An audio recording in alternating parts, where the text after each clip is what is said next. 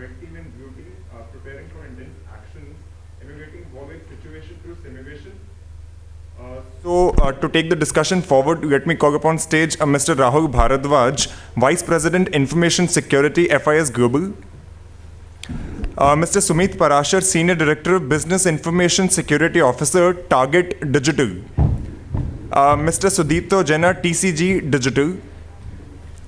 Mr. KK Mukhi, Founder, NII Consulting. And last but not the least, Mr. Sony Anthony, Director, Cybersecurity India Lead, KPMG.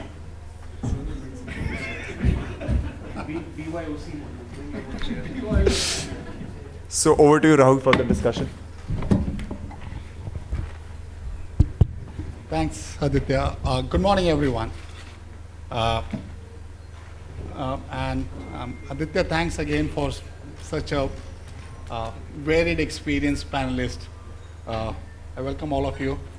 I think it would be great if, Sony, starting from you, you guys can just speak about your area of expertise, what you bring on the table, so that I believe it will be for the benefit of the audience and they can make out the landscape from each one of you, who is bringing the industry side of the house, who is bringing the service provider and the expertise. So, thank you.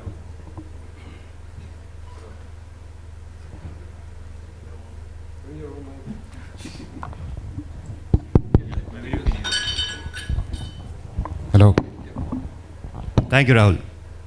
Good morning, everyone. My name is Sony Anthony. I'm a partner with KPMG. I primarily work with clients on consulting engagements, and the kind of engagements that we do are related to red team, security testing, cyber maturity assessments, and this kind of work has given me experience working with regulators, working with banking institutions, telecom institutions, not just in India but outside India as well. So as part of this session, I would like to bring out what are those one or two key points that I have learned, and what are the kind of things that, let's say, clients are looking forward to with respect to the next level in with respect to security testing, and that is red team and blue team kind of defense. That's it from my side. I'll pass it on to my colleagues. Hi, good morning, everybody. My name is KK Mukhi. I founded a company, Network Intelligence, in 2001, NII Consulting, also known as. And I've been hands-on for the last 15 years. So we work with organizations across segments, across industry verticals, etc. And yeah, we are also doing, of course, red team assessments, and hope to throw some light on insights on the ground realities of doing that. Good morning. My name is Sudipto, and I work with TCG Digital. We have the honor of setting up the first cyber range commercially, which is available in India. And the topic that we have is very much in sync with what we have. And I think really what is imperative is in terms of using technology, people and processes as a team-based exercise rather than individuals.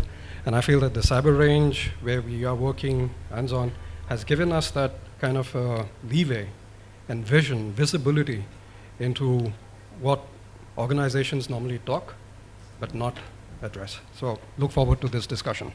Sumit. Thanks. My name is Sumit. I'm the Senior Director for Target Corporation.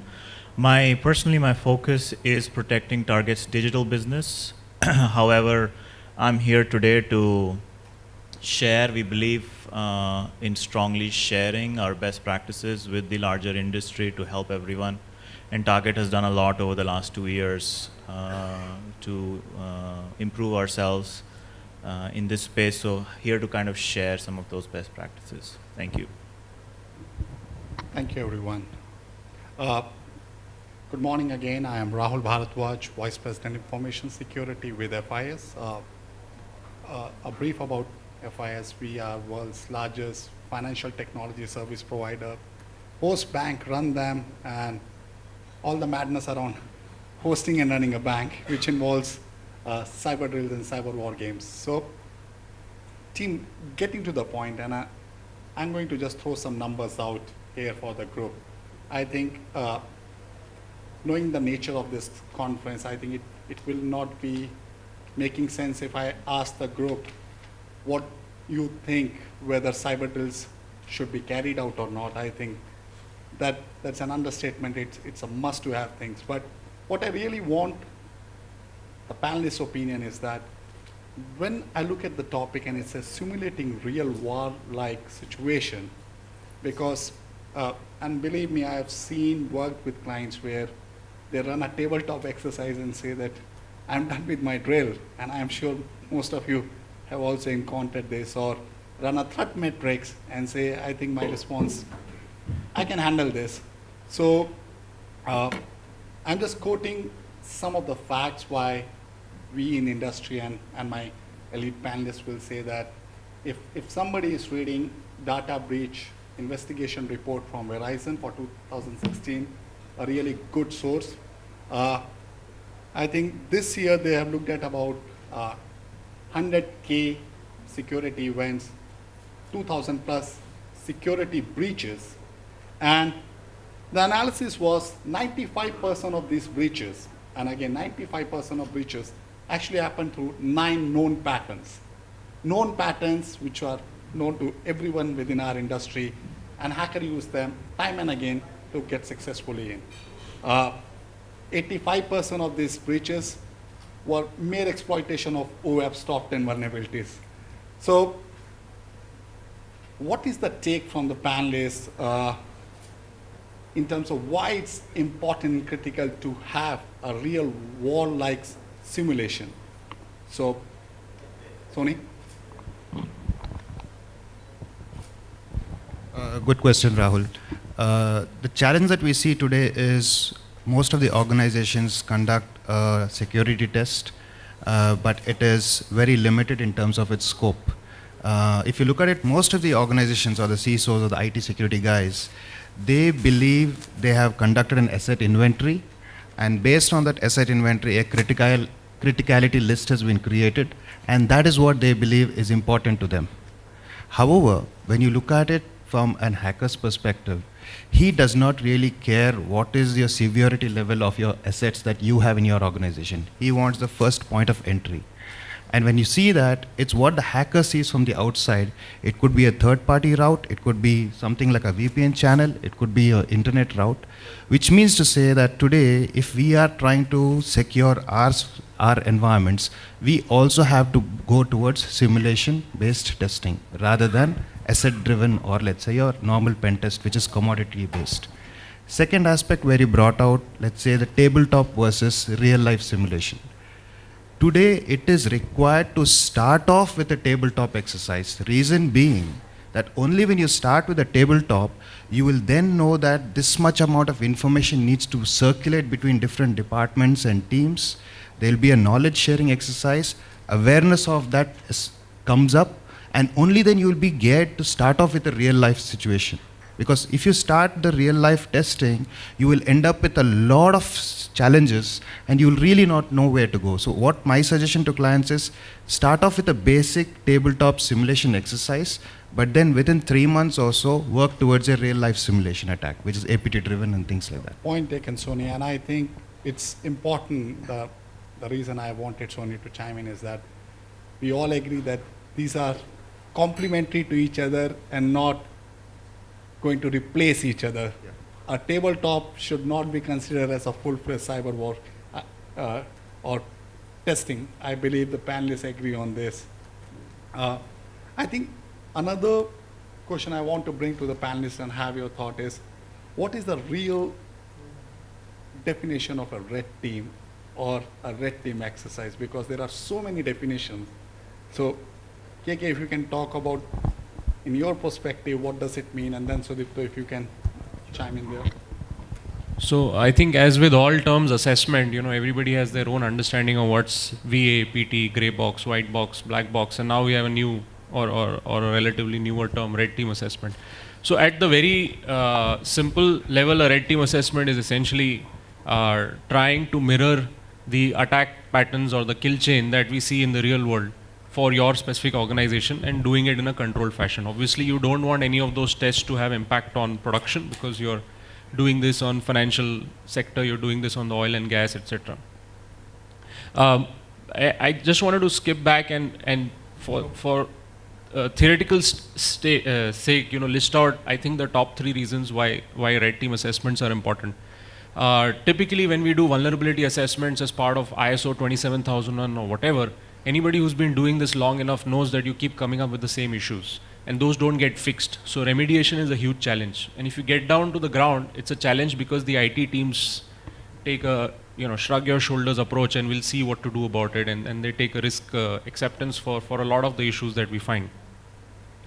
So they're not able to visualize what really is the impact from these vulnerabilities. When we do a red team assessment, we are actually exfiltrating data, we are penetrating into systems, we are getting into mailboxes, etc., and they can see how vulnerabilities stack up to result in that attack being made possible. So that's one, which is an eye-opener for the IT teams. Second, when you're presenting vulnerability assessment data to the board, to senior management, there is a level of boredom or ennui that sets in. I mean, when you're talking to a CXO level about SQL injection, you're not going to connect. But when you tell him that you were able to exfiltrate, 20 GB of data in 1 week time or 2 weeks of time with basically no privileges given to you. Because the question that is always thrown back whenever you find a vulnerability is, oh, but you were inside our network. We gave you access. We gave you credentials. But here we are doing 0 credentials, 0 knowledge, penetration testing. So the second benefit is that. And the third very big benefit we see is it tests the strength of your SOC. Because in all of these exercises, the technique is to do it at increasing levels of intensity. So you start off with basic recon, and then you go deeper. So at each stage, your attack is becoming more intense, and somewhere or the other, you want the plethora of security technologies to wake up and realize what's happening. You want the SOC to raise a ticket. So one of the techniques that we also adopt, and this is important, is that you time each step of the activity. And then you see the other side, whatever you call it, the blue team or whosoever. At what stage do they wake up? At what stage do they realize what is happening? And how well are they able to determine what exactly you were doing? So they might realize something looks wrong, but they may not realize that this is a targeted attack. So I think these are 3 key benefits that we see emerging. Thanks. You spoke practically everything that I wanted to say. So which does not give me too much of freedom to be genuine about. But nonetheless, if you look at the header, if you look at the point, the topic, it says emulating warlike situation. Rahul, you did mention, and I've been hearing people talk in terms of simulations. And I also noted down that point so that I would not forget. If we have all played video games, we look at the flight simulator, for example. Those are simulations of a model that it is supposed to represent. But there's nothing observable in a simulated environment. It is just supposed to work the way it is supposed to work, period. Nothing observable, nothing external.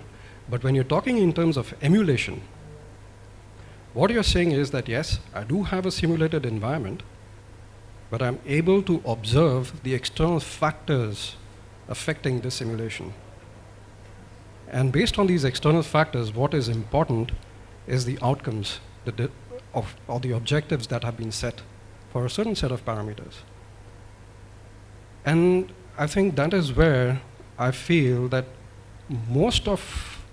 practically all organizations across fall short. They're not able to easily identify the observable and put that as part of a remediation across it. And cybersecurity remains the same.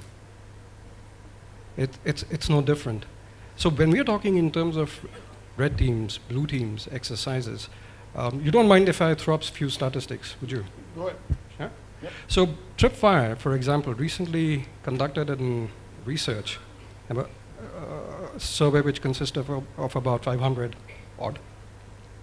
What was really interesting to know that organizations, and I'm talking in terms of the internal staff survey that had happened, What came out was that they had a plethora of technologies available for them. But 1/3 of the respondent felt that, okay, technology is able to detect breaches, is able to analyze, and that's just 1/3. The 2/3 were not even sure, and they could not even validate whether the responses that they've got from the technology was correct or not. The underlying factor being that it all depended on the people who were behind that. And when you're talking in terms of cyber drills, I think it becomes a very important exercise. People, processes, technologies. I'm repeating that again. People, processes, technologies. They cannot work in disjunction. They have to work together. And the processes is where the guidelines would be laid, would be put forth. And if I take that, the 2/3 who do not understand, the implication is that there is a skill gap which is there. And to address that, everyday operational objectives, you tend to say, shrug it off your shoulder and say, hey, let's talk to another guy to plug in another security solution. It doesn't work. It will not work in the long run. But what will work is to get your own people there, your own people who are managing them. Let them understand, put them in teams, let them respond the way incidences are supposed to work. The responses are supposed to be articulated in a manner in which the event has occurred. And that can only happen if I pitch one of them against the other. Same team, talking to each other, understanding. But at some point in time, you shuffle them. Let them also have a feel that what it takes to form an attack, what it takes to defend. And that is what red teams are all about. Inside an organization, a red team could be your own people, but they're given that mindset. You're breaking away the mindset that it is not just technology. I should have a feeler of what goes into it, what goes into forming an attack. And that is very, very imperative. Thanks, Udit. And I think that's the next topic I want to transit in terms of skill set, how we prep for this solution, what the understanding characteristic for each of this team. But before we go there, I'd like to bring in Sumit to share industry perspective, what the scope of your red team exercises are, Sumit. Sure, thanks, Rahul. So I think for Target, we've been working very, very hard over the last 2 years to build a very strong capability. And in fact, we are living this red team, blue team, purple team concept for last 2 years.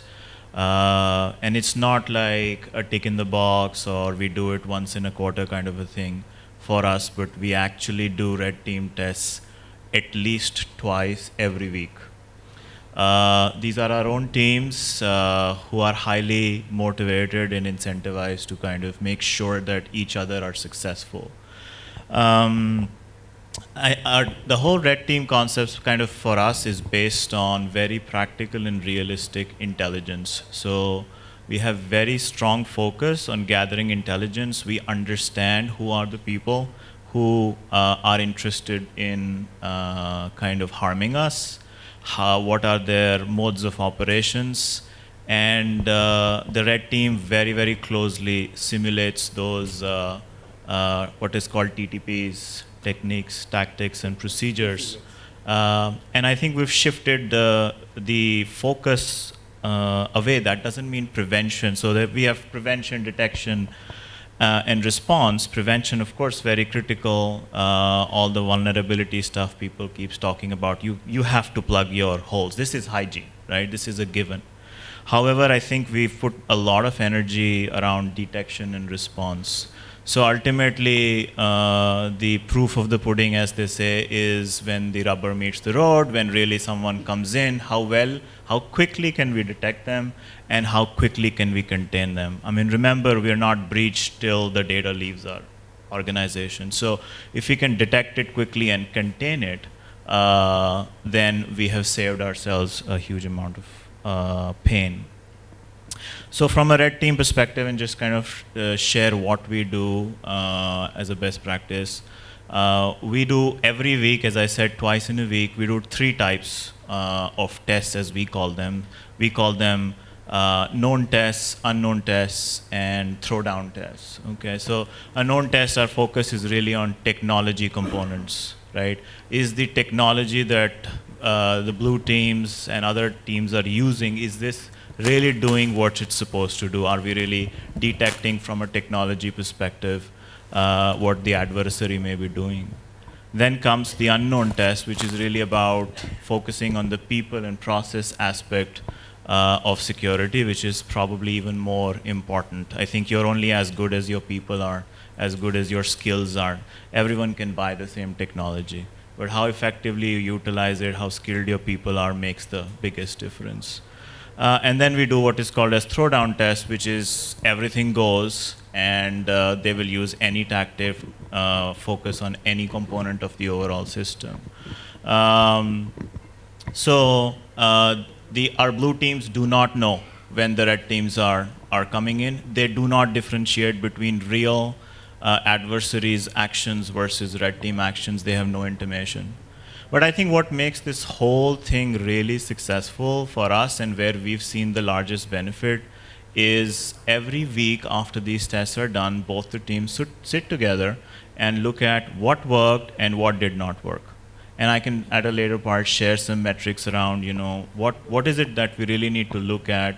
How do we know that this is really helping us? So hopefully that gives the perspective. Yeah, and that's a good insight from this perspective. So I would like to share what we do. So whatever Sumit said, probably every big industry or mature industry probably follow the same model.